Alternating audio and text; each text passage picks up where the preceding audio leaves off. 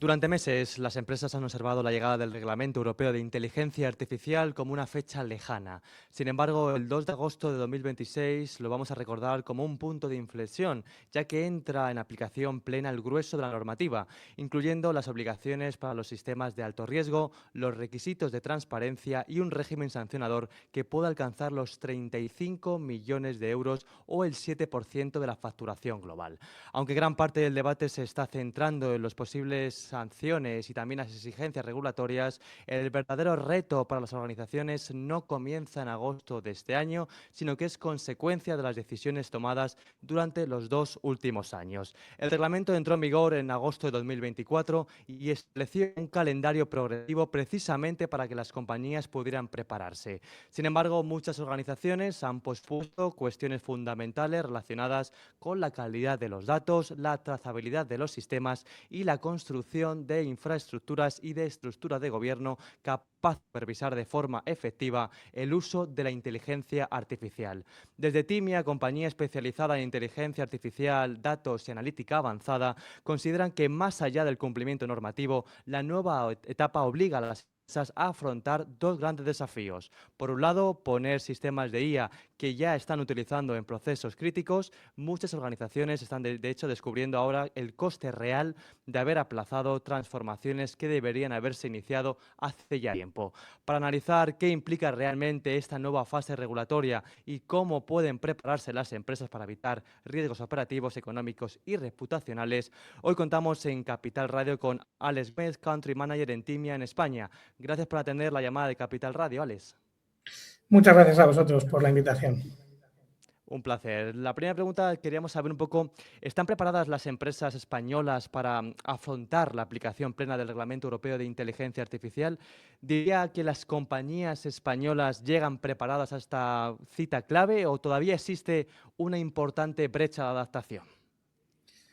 Bueno, creo que la respuesta corta sería que no. Es verdad que las compañías ya se han familiarizado un poco con el reglamento, desde AESIA, que es la agencia española para la inteligencia artificial, que va a ser responsable del reglamento, está haciendo un esfuerzo de comunicación, pero sí que vemos que todavía, aunque se conoce, no se están llevando a cabo las acciones que transformen el cómo funcionamos, ¿no? ¿Por qué crees que llegan muchas organizaciones a este 2026 con una deuda pendiente en materia de gobierno de datos y también supervisión de sistemas de IA? Porque, como comentaba en la introducción, durante 2 años las empresas han tenido margen suficiente para prepararse. ¿Por qué muchas organizaciones, como digo, han esperado hasta este último momento? Yo creo que con esta normativa lo que nos ha pasado es que estaba generándose o implantándose a la vez que ha habido una explosión del uso de la inteligencia artificial. Entonces, sí que es verdad que las compañías se han centrado en ver cómo la podían utilizar, han empezado a trabajar mucho realizando pilotos, pero esos pilotos no se ha pensado bien en cómo los íbamos a escalar y cómo los íbamos a gobernar, que es un poco lo que nos dice la norma. Y nos pasa un poco también lo mismo con los datos. Los datos sí que llevamos mucho tiempo hablando de compañías data driven y hemos estado viendo que poco a poco se empezaba a concienciar la gente con la importancia de la información, pero no se han tomado medidas en las que realmente nos preocupemos cómo la capturamos, cuáles son los datos más sensibles, más personales, aunque también tenemos el reglamento de GDPR que nos ayuda a ello. Y ahora la IA lo que nos dice es, además de tener en cuenta la calidad, además de tener en cuenta y proteger los datos de tus usuarios, tienes que pensar en qué sistemas de IA vas a utilizar y cómo esos sistemas de IA no van a afectar en toma de decisiones sensibles hacia tus clientes. Pero no solo eso, sino que además, si contratas servicios que tienen inteligencia artificial, para el cliente el responsable eres tú. Y esta asunción, mientras estás trabajando en ver cómo te aplica, es lo que las compañías no han hecho en paralelo. Desde vuestra experiencia, ¿cuál creéis que es el principal error que están cometiendo las empresas a la hora de abordar esta normativa? Hay uno principal que es implantar simplemente para probar sin realmente ver que la capacidad que estás desplegando es la que necesitas, es decir, no se está haciendo una buena estrategia a la hora de seleccionar las herramientas y los casos de uso de una forma ordenada para posibilitar establecer capacidades que poco a poco puedas reutilizar y escalar, ¿no?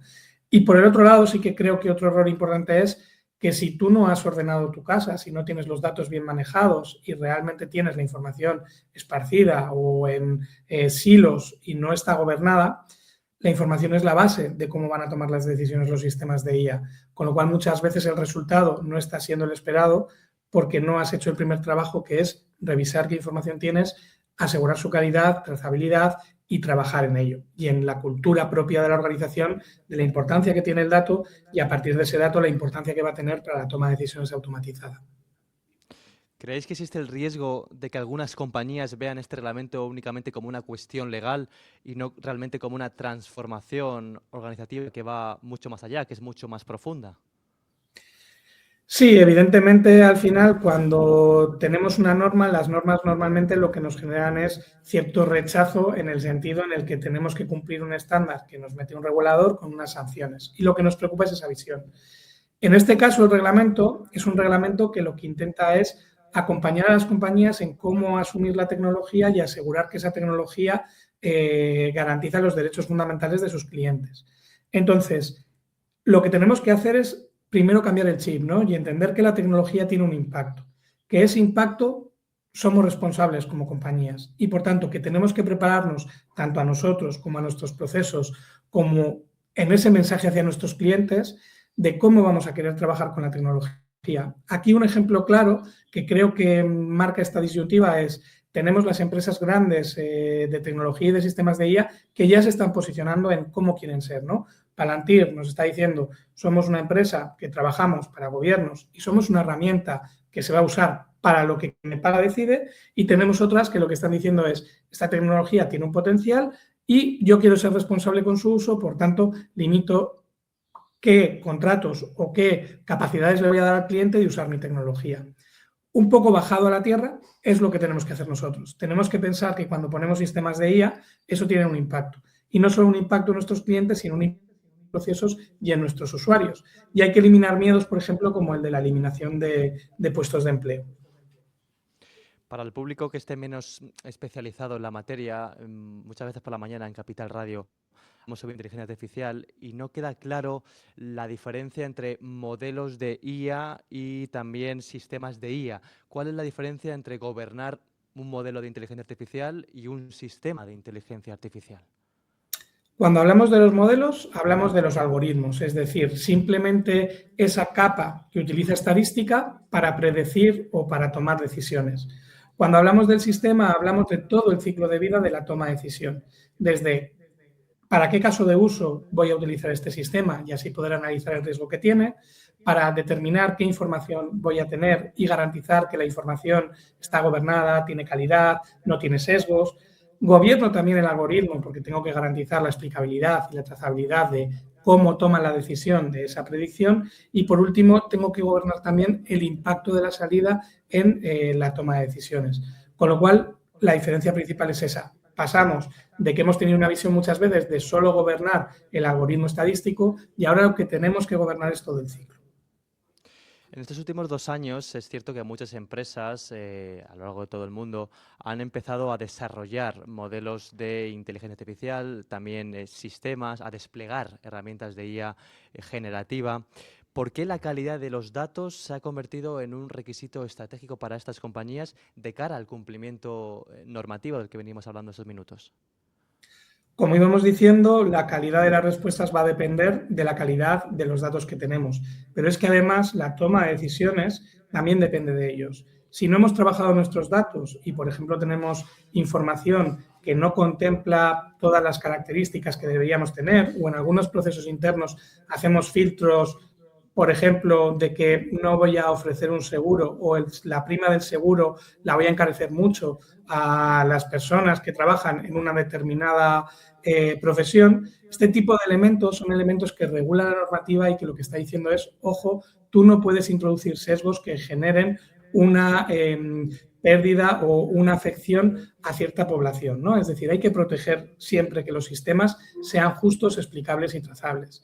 Entonces, la información la tenemos que trabajar para que realmente refleje todo nuestro espectro y que cuando la filtramos o cuando la preparamos para los sistemas de IA, en ningún caso tenga fallos de calidad que puedan implicar lo que estamos diciendo, injusticias o sesgos.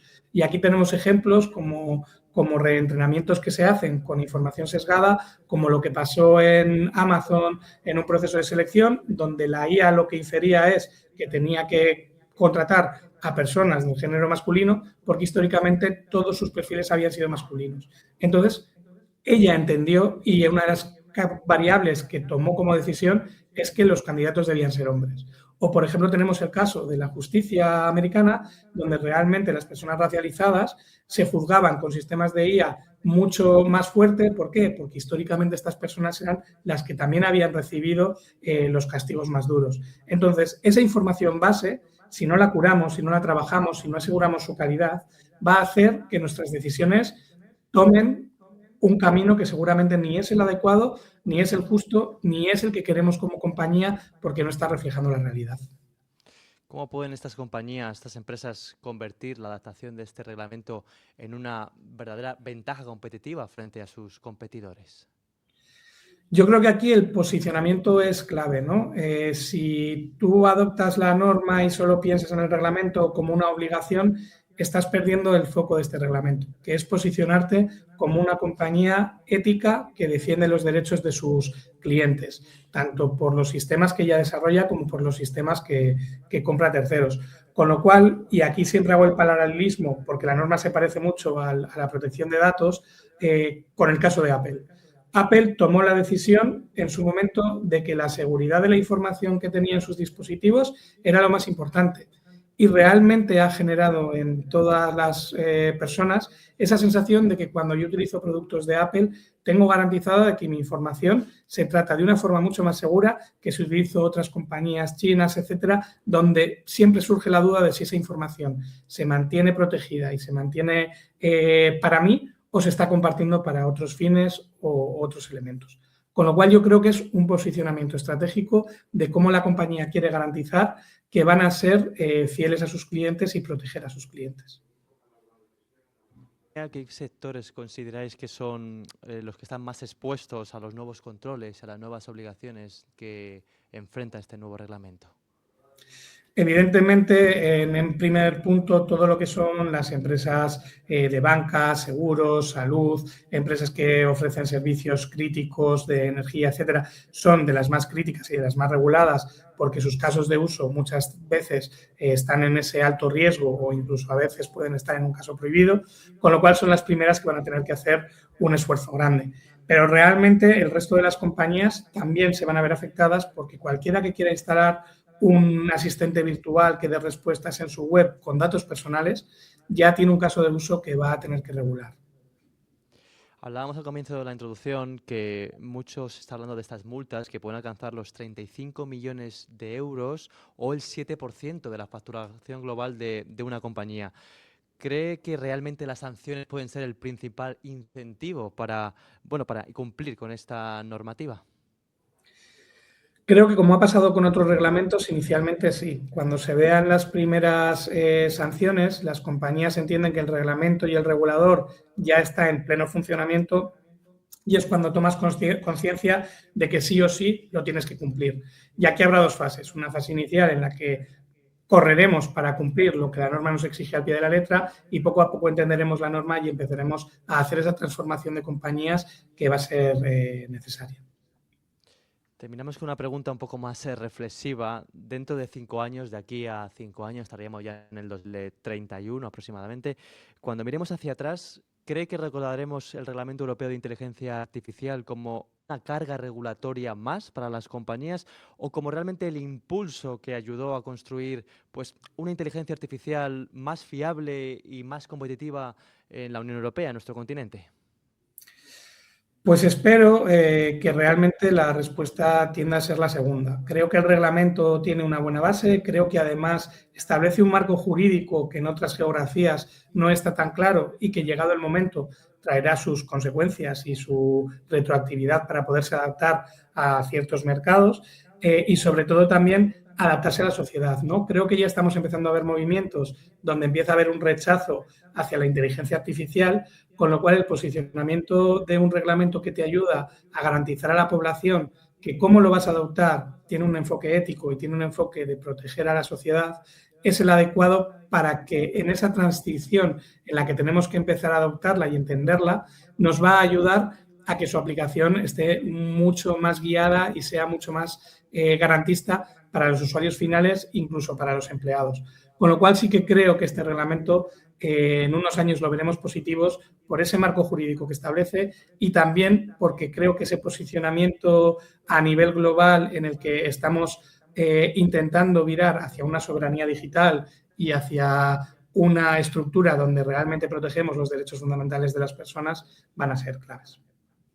Pues lo dejamos aquí, Alex Gómez, Country Manager de Timia en España. Gracias de nuevo por acudir a los micrófonos de Capital Radio y atender nuestra llamada. Muchas gracias a vosotros. Un saludo.